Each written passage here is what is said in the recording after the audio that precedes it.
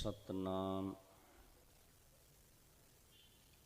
करता पुरख निरभौ निर्वैर अकाल मूरत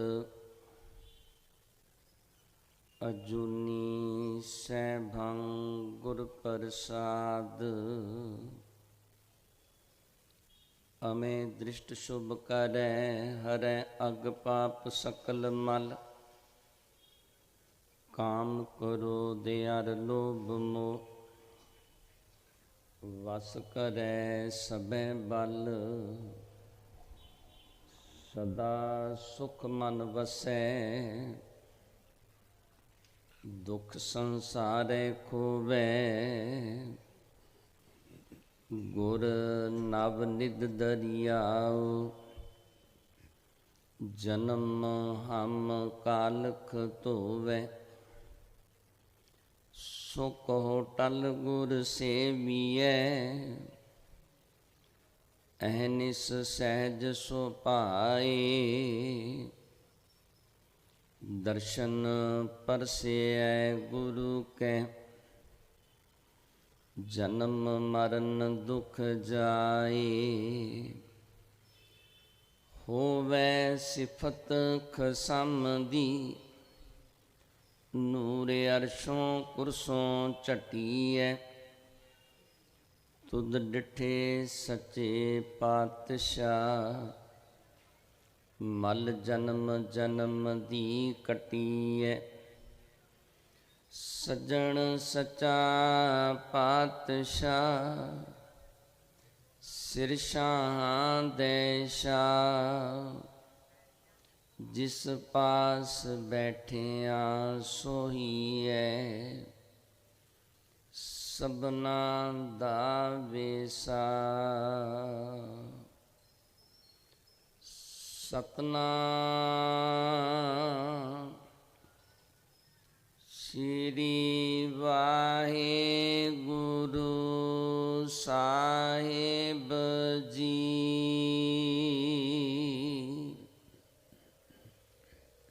तनासरी महला चौथा।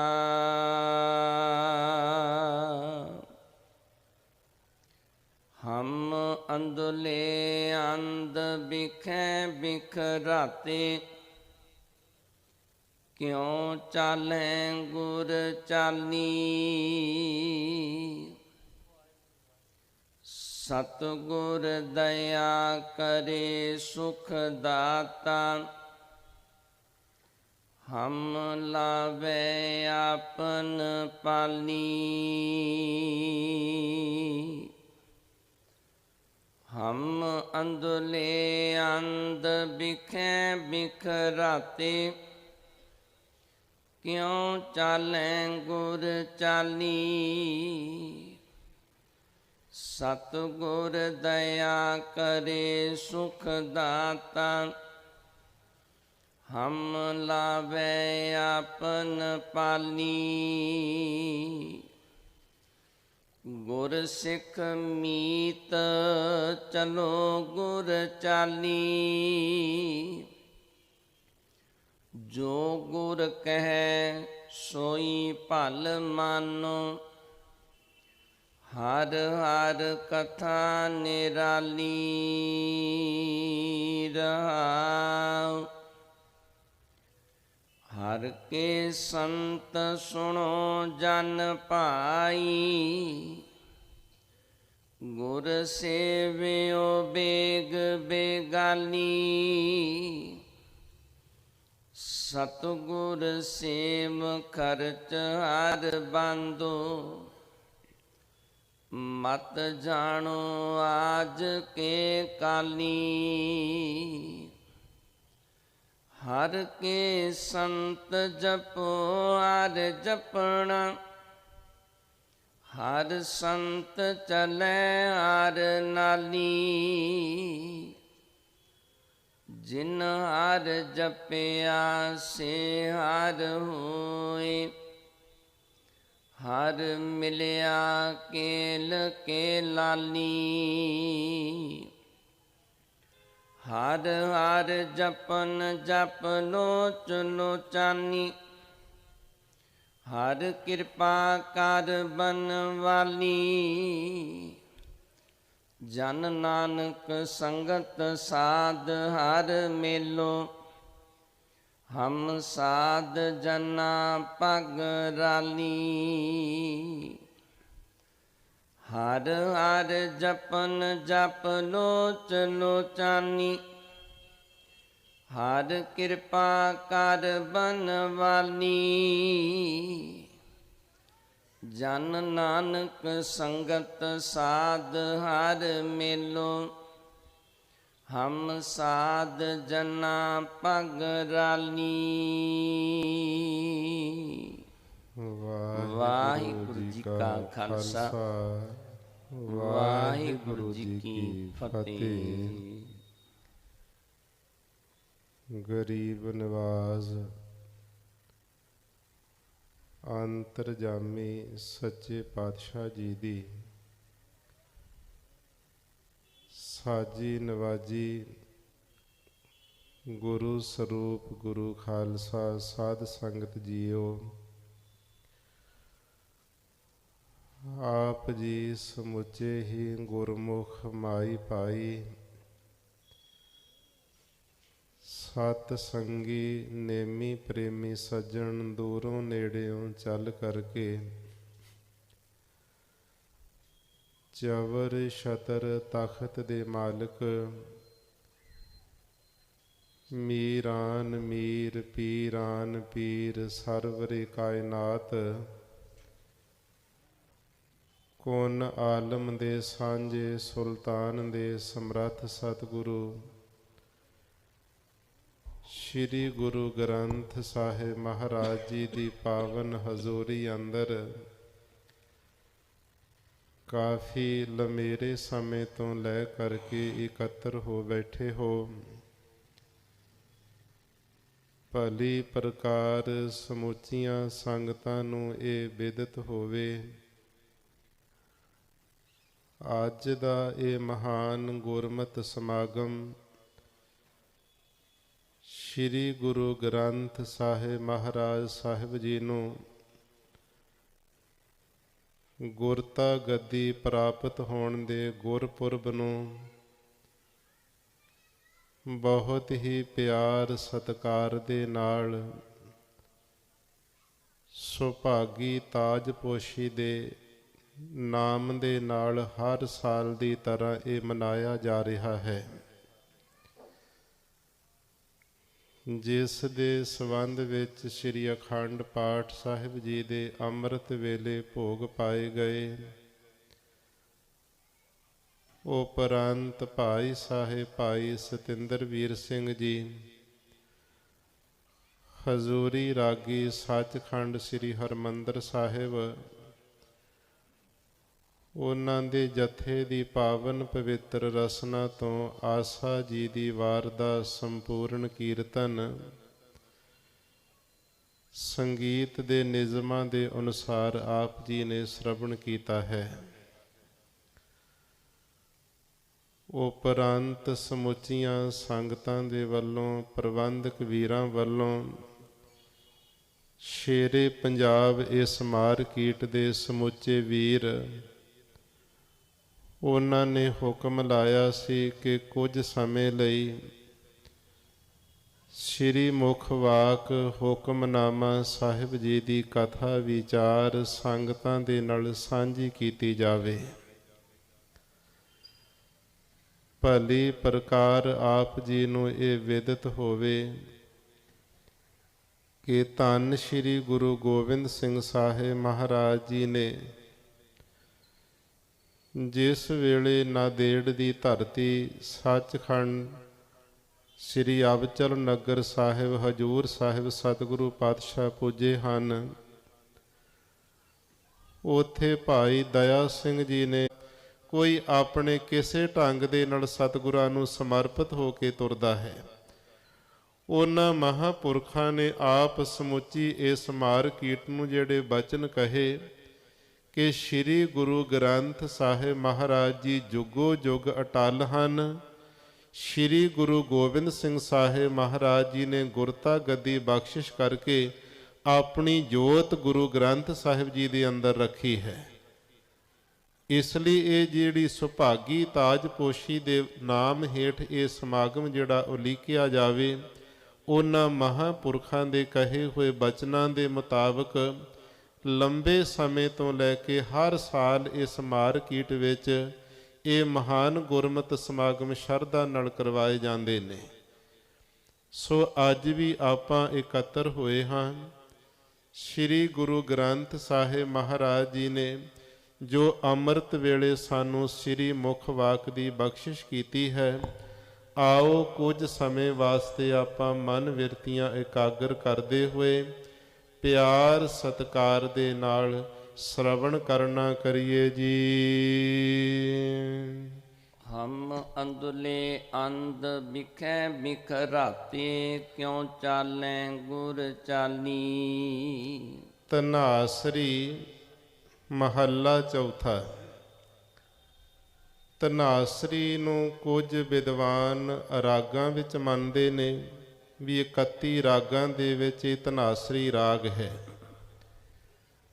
ਜਿਹੜੀ ਰਾਗਾਂ ਦੀ ਮਾਲਾ ਸਤਿਗੁਰੂ ਪਾਤਸ਼ਾਹ ਜੀ ਨੇ ਰਾਗ ਮਾਲਾ ਬਾਣੀ ਉਚਾਰਨ ਕੀਤੀ, ਉਸ ਦੇ ਅੰਦਰ ਸਤਿਗੁਰੂ ਪਾਤਸ਼ਾਹ ਨੇ ਕਿਹਾ, ਧਨਾਸਰੀਏ ਪੰਚੋ ਗਾਈ, ਮਾਲ ਰਾਗ ਕੌਸਕ ਸੰਗ ਲਾਈ। ਮਾਲ ਕੌਸਕ ਰਾਗ ਦੀ ਇਸ ਧਨਾਸਰੀ ਨੂੰ ਪਤਨੀ ਲਿਖਿਆ ਹੈ, ਇਸ ਲਈ ਧਨਾਸਰੀ ਦਾ ਅਰਥ ਹੈ ਰਾਗਣੀ। ਤੇ ਅੱਗੇ ਸਤਿਗੁਰੂ ਪਾਤਸ਼ਾਹ ਕਹਿੰਦੇ ਮਹੱਲਾ ਚੌਥਾ। ਮਹੱਲੇ ਪਦ ਦੇ ਦੋ ਅਰਥ ਨੇ। ਅਰਬੀ ਦੇ ਵਿੱਚ ਮਹੱਲੇ ਦਾ ਅਰਥ ਹੈ ਬਾਦਸ਼ਾਹ, ਤੇ ਸੰਸਕ੍ਰਿਤ ਦੇ ਅੰਦਰ ਮਹੱਲੇ ਦਾ ਅਰਥ ਹੈ ਸਰੂਪ। ਧਨਾਸਰੀ ਮਹੱਲਾ ਚੌਥਾ। ਚੌਥੇ ਪਾਤਸ਼ਾਹ ਸੋਢੀ ਸੁਲਤਾਨ ਪਿਤਾ ਸ੍ਰੀ ਗੁਰੂ ਰਾਮਦਾਸ ਸਾਹਿਬ ਮਹਾਰਾਜ ਜੀ ਇਹ ਪਰਮ ਪਵਿੱਤਰ ਉਪਦੇਸ਼ ਸਾਨੂੰ ਬਖਸ਼ਿਸ਼ ਕਰਦੇ ਹਨ। ਅੱਜ ਦਾ ਸ੍ਰੀ ਮੁਖ ਵਾਕ ਸ੍ਰੀ ਗੁਰੂ ਗ੍ਰੰਥ ਸਾਹਿਬ ਜੀ ਦੇ 667 ਅਤੇ 68 ਅੰਗ ਦੇ ਉੱਪਰ ਸੁਭਾਇਮਾਨ ਹੈ। ਗੁਰਬਾਣੀ ਜੀ ਦੇ ਸਮੁੱਚੇ ਸ਼ਬਦਾਂ ਦੀ ਉਥਾਨਕਾ ਹੈ। ਇੱਕ ਓੰਕਾਰ ਤੋਂ ਲੈ ਕੇ 18 10 20 ਤੱਕ ਜਿਹੜੀ ਗੁਰਬਾਣੀ ਉਚਾਰਨ ਕੀਤੀ, ਇਹ ਕਿਸੇ ਸਬੱਬ ਕਰਕੇ ਉਚਾਰਨ ਹੋਈ ਹੈ। ਕਿਸੇ ਦੇ ਪਰਥਾਈ ਉਚਾਰਨ ਕੀਤੀ, ਮਹਾਂਪੁਰਖਾਂ ਕਾ ਬੋਲਣਾ ਹੋਵੇ ਕਿਤੈ ਪਰਥਾਈ। ਇਹ ਜਿਹੜਾ ਸ਼ਬਦ ਹੈ, ਇਹਦੇ ਵਿੱਚ ਗੁਰੂ ਰਾਮਦਾਸ ਮਹਾਰਾਜ ਸਾਹਿਬ ਜੀ ਸਾਨੂੰ ਜਗਿਆਸੂ ਮੁਖ ਦੇ ਦੁਆਰਾ ਬੇਨਤੀ ਕਰਨ ਦਾ ਢੰਗ ਸਿਖਾਉਂਦੇ ਨੇ ਕਿ ਸਿੱਖ ਨੇ ਅਰਦਾਸ ਬੇਨਤੀ ਕਿਵੇਂ ਕਰਨੀ, ਗੁਰੂ ਸਾਹਿਬ ਦੇ ਚਰਨਾਂ ਦੇ ਵਿੱਚ ਨਿਰਮਾਣਤਾ ਕਿਵੇਂ ਰੱਖਣੀ ਹੈ, ਹੰਕਾਰ ਦਾ ਅਭਾਵ ਕਿਵੇਂ ਕਰਨਾ, ਤੇ ਨਿਮਰਤਾ ਵਿੱਚ ਅਰਦਾਸ ਬੇਨਤੀ ਜਦੋਂ ਗੁਰਸਿੱਖ ਕਰਦਾ ਤੇ ਸਤਿਗੁਰੂ ਉਹਨੂੰ ਪ੍ਰਵਾਨ ਕਰਦੇ ਨੇ। ਹਰ ਜੀਓ ਅਹੰਕਾਰ ਨਾ ਭਾਵਈ, ਵੇਦ ਕੂਕ ਸੁਣਾਵੇ, ਅਹੰਕਾਰ ਮੋਏ ਸੇ ਬੇਗਤੀ ਗਏ, ਮਰ ਜਨਮਹਿ ਆਵੇ। ਹੰਕਾਰ ਤੇ ਉਕਾ ਮਾਤਰ ਹੀ ਗੁਰੂ ਪਰਮੇਸ਼ਰ ਨੂੰ ਚੰਗਾ ਨਹੀਂ ਲੱਗਦਾ।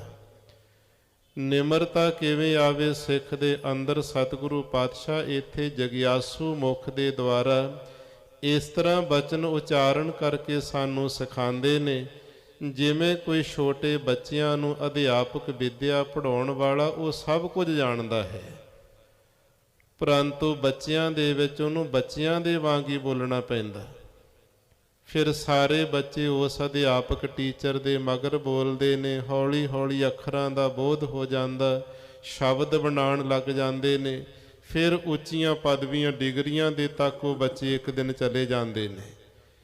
ਸਤਿਗੁਰੂ ਪਾਤਸ਼ਾਹ ਮਹਾਰਾਜ ਸਾਹਿਬ ਜੀ ਸਾਨੂੰ ਬੱਚਿਆਂ ਦੀ ਨਿਆਈ, ਪੁੱਤਰਾਂ ਦੀ ਨਿਆਈ ਜਾਣ ਕੇ ਸਿੱਖਿਆ ਦਿੰਦੇ ਪਏ ਨੇ।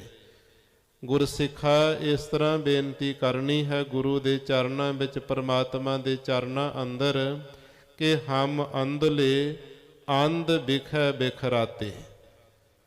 ਮਹਾਰਾਜ ਸਾਹਿਬ ਜੀ, ਅਸੀਂ ਤੇ ਅੰਧਲੇ ਅੰਨੇ ਹਾਂ। ਇੱਕ ਤੇ ਉਹਨਾਂ ਪੁਰਸ਼ਾਂ ਨੂੰ ਅੰਨੇ ਕਹਿ ਦਿੱਤਾ ਜਾਂਦਾ ਜਿਨ੍ਹਾਂ ਦੀਆਂ ਬਾਹਰਲੀਆਂ ਅੱਖਾਂ ਦੀ ਜੋਤ ਖਤਮ ਹੋ ਜਾਵੇ। ਇਹ ਜੀ ਸੂਰਮੇ ਹਨ, ਇਹਨਾਂ ਦੀ ਜੋਤ ਨਹੀਂ ਹੈ, ਇਹਨਾਂ ਨੂੰ ਦਿਸਦਾ ਨਹੀਂ ਹੈ। ਤੇ ਪਰੰਤੂ ਦੂਸਰੇ ਪਾਸੇ ਅਸਲ ਦੇ ਵਿੱਚ ਅੰਨਾ ਪੁਰਸ਼ ਕਿਹੜਾ ਹੈ? ਜਿਸ ਦੇ ਦੋ ਨੇਤਰ ਪਰਮਾਤਮਾ ਨੇ ਦਿੱਤੇ ਹੋਏ ਨੇ, ਇੱਕ ਮਨ ਹੈ ਤੇ ਇੱਕ ਬੁੱਧੀ ਹੈ। ਤੇ ਇਸ ਨੇਤਰਾਂ ਦੇ ਅੰਦਰ ਜੋਤ ਨਹੀਂ ਹੈ ਅਕਾਲ ਪੁਰਖ ਪਰਮਾਤਮਾ ਦੀ ਵਿਚਾਰ ਵਾਲੀ। ਮਨ ਵੀ ਹਰ ਕਿਸੇ ਮਨੁੱਖ ਦੇ ਕੋਲ ਹੈ ਤੇ ਬੁੱਧੀ ਵੀ ਦਿੱਤੀ ਪਰਮਾਤਮਾ ਨੇ, ਚਾਹੇ ਚੰਗੀ ਹੈ ਚਾਹੇ ਮੰਦੀ, ਬੁੱਧੀ ਹਰ ਕਿਸੇ ਕੋਲ ਹੈ। ਮਨ ਵੀ ਦਿੱਤਾ ਹੋਇਆ ਪਰਮੇਸ਼ਰ ਨੇ। ਇਸੇ ਤਰ੍ਹਾਂ ਜਿਹੜਾ ਕੋਈ ਅੰਨਾ ਪੁਰਸ਼ ਕਿਹਾ ਜਾਂਦਾ ਸੰਸਾਰੀ ਰੂਪ ਦੇ ਵਿੱਚ, ਅੱਖਾਂ ਉਹਦੇ ਕੋਲ ਵੀ ਹੁੰਦੀਆਂ। ਜੋਤ ਹੋਵੇ ਨਾ ਹੋਵੇ ਉਸ ਦੇ ਅੰਦਰ ਵੱਖਰੀ ਗੱਲ ਹੈ, ਅੱਖਾਂ ਤੇ ਲੱਗੀਆਂ ਨੇ। ਇਸੇ ਪ੍ਰਕਾਰ ਮਨ ਜਿਹੜਾ ਸਾਡਾ ਸੰਕਲਪੋਂ ਵਿਕਲਪੋਂ ਹੀ ਮਨ, ਇਹਦਾ ਸੁਭਾਅ ਹੈ ਚੰਗੇ ਫੁਰਨੇ ਤੇ ਮਾੜੇ ਖਿਆਲ ਪੈਦਾ ਕਰਨੇ, ਮਨ ਪੈਦਾ ਕਰੇਗਾ। ਫਿਰ ਜਿਹੜੀ ਬੁੱਧੀ ਹੈ ਉਹਦੇ ਤੇ ਵਿਚਾਰ ਕਰੇਗੀ ਵੀ ਇਹ ਜਿਹੜਾ ਫੁਰਨਾ ਮਨ ਨੇ ਕੀਤਾ ਇਹ ਚੰਗਾ ਹੈ ਜਾਂ ਮਾੜਾ ਹੈ, ਮੇਰੇ ਵਾਸਤੇ ਲਾਭਦਾਇਕ ਹੈ ਜਾਂ ਨੁਕਸਾਨਦਾਇਕ ਹੈ। ਬੁੱਧੀ ਦਾ ਕੰਮ ਹੈ ਵਿਚਾਰ ਕਰਨੀ ਤੇ ਮਨ ਦਾ ਜਿਹੜਾ ਕਰਮ ਹੈ ਸੰਕਲਪ ਵਿਕਲਪ ਫੁਰਨੇ ਪੈਦਾ ਕਰਨਾ। ਇਹ ਦੋ ਜਿਹੜੇ ਨੇਤਰ ਸਾਨੂੰ ਪਰਮਾਤਮਾ ਨੇ ਦਿੱਤੇ ਨੇ, ਇਹ ਤਾਂ ਚੰਗੇ ਨੇ ਜੇ ਵਿਚਾਰ ਦੀ ਜੋਤ ਇਹਨਾਂ ਦੇ ਵਿੱਚ ਹੋਵੇਗੀ। ਵਿਚਾਰ ਦੀ ਨਜ਼ਰ ਵਿਚਾਰ ਦੀ ਜੋਤ ਨਾ ਹੋਣ ਕਰਕੇ ਅੰਦਲੇ ਅਸੀਂ ਅੰਨਿਆਂ ਦੀ ਨਿਆਈ ਹਾਂ। ਨਾ ਤਾਂ ਮਨ ਕਰਕੇ ਕੋਈ ਐਸਾ ਪੈਂਡਾ ਤੈਅ ਕਰਦੇ ਭਾਉ ਭਗਤੀ ਸੇਵਾ ਸਿਮਰਨ ਦਾ ਪਰਮਾਰਥ ਦਾ, ਨਾ ਬੁੱਧੀ ਵਿੱਚ ਵਿਚਾਰ ਆਉਂਦੀ ਵੀ ਸਿਮਰਨ ਕਰਾਂ ਭਗਤੀ ਕਰਕੇ ਜੀਵਨ ਸਫਲਾ ਕਰਾਂ। ਇਹ ਵਿਚਾਰਾਂ ਬੁੱਧੀ ਵਿੱਚ ਆਉਂਦੀਆਂ ਹੀ ਨਹੀਂ ਹਨ। ਇਸ ਕਰਕੇ ਅਸੀਂ ਅੰਧਲੇ ਅੰਨੇ ਹਾਂ ਤੇ ਅੰਧ ਵਿਖੈ ਬਿਖਰਾਤੇ। ਅੰਧ ਨਾਮ ਹੈ ਜਿਹੜੇ ਅੰਨੇ ਕਰਨ ਵਾਲੇ। ਵਿਖੈ ਕਹੀਏ ਪੰਜ ਵਿਸ਼ੇ ਨੇ, ਸ਼ਬਦ ਸਪਰਸ ਰੂਪ ਰਸ ਤੇ ਗੰਧ। ਤੇ ਇਹਨਾਂ ਦੇ ਵਿਖ ਜ਼ਹਿਰ ਦੇ ਵਿੱਚ ਹੀ ਰਾਤੇ ਅਸੀਂ ਤਦਾਕਾਰ ਹੋਏ ਪਏ ਹਾਂ। ਮਨੁੱਖ ਦੇ ਅੰਦਰ ਪੰਜਾਂ ਵਿਸ਼ਿਆਂ ਦਾ ਪ੍ਰਭਾਵ ਹੈ। ਇਹ ਵਿਸ਼ੇ ਇੰਨੇ ਕੋ ਪ੍ਰਬਲ ਨੇ, ਜੇ ਕਿਤੇ ਇੱਕ ਇੱਕ ਜੀਵ ਦੇ ਅੰਦਰ ਇੱਕ ਇੱਕ ਹੀ ਆ ਕੇ ਸਮਾ ਜਾਵੇ, ਉਹਦੀ ਜ਼ਿੰਦਗੀ ਤਬਾਹ ਕਰਕੇ ਰੱਖ ਦਿੰਦੇ ਨੇ। ਸ਼ਬਦ ਦਾ ਜਿਹੜਾ ਵਿਸ਼ਾ ਹੈ ਇਹ ਹਰਨ ਦੇ ਅੰਦਰ ਹੈ। ਜਦੋਂ ਘੰਡੇ ਹੇੜੇ ਦਾ ਸ਼ਬਦ ਉਹ ਸੁਣਦਾ ਹੈ, ਘੰਡੇ ਹੇੜੇ ਦਾ ਸ਼ਬਦ ਹੁੰਦਾ ਘੜੇ ਦਾ ਜਿਹੜਾ ਮੂੰਹ ਚਮੜੇ ਨਾਲ ਮੜ ਕਰਕੇ ਉਹਦੇ ਵਿੱਚ ਛੋਟਾ ਜਿਹਾ ਸੁਰਾਖ ਕਰ ਲੈਣਾ, ਫਿਰ ਮੋਰ ਦਾ ਖੰਭ ਉਹਦੇ ਵਿੱਚ ਘੁਮਾਉਣਾ ਤੇ ਬੜੀ ਮਿੱਠੀ ਸੁਰੀਲੀ ਆਵਾਜ਼ ਉਹਦੇ ਚੋਂ ਨਿਕਲਦੀ, ਉਹਨੂੰ ਘੰਡੇ ਹੇੜੇ ਦਾ ਸ਼ਬਦ ਕਹਿੰਦੇ ਨੇ। ਤੇ ਜਦੋਂ ਹਰਨ ਦੇ ਕੰਨਾਂ ਵਿੱਚ ਜਾ ਕੇ ਇਹ ਸ਼ਬਦ ਆਵਾਜ਼ਾਂ ਪੈਂਦਾ, ਉਹ ਧੌਣ ਸੁੱਟ ਕਰਕੇ ਮਸਤ ਹੋ ਜਾਂਦਾ ਸ਼ਬਦ ਨੂੰ ਸੁਣਨ ਦੇ ਵਿੱਚ। ਇੰਨੇ ਸਮੇਂ ਨੂੰ ਸ਼ਿਕਾਰੀ ਆ ਕਰਕੇ ਉਹਦਾ ਸ਼ਿਕਾਰ ਕਰ ਲੈਂਦਾ।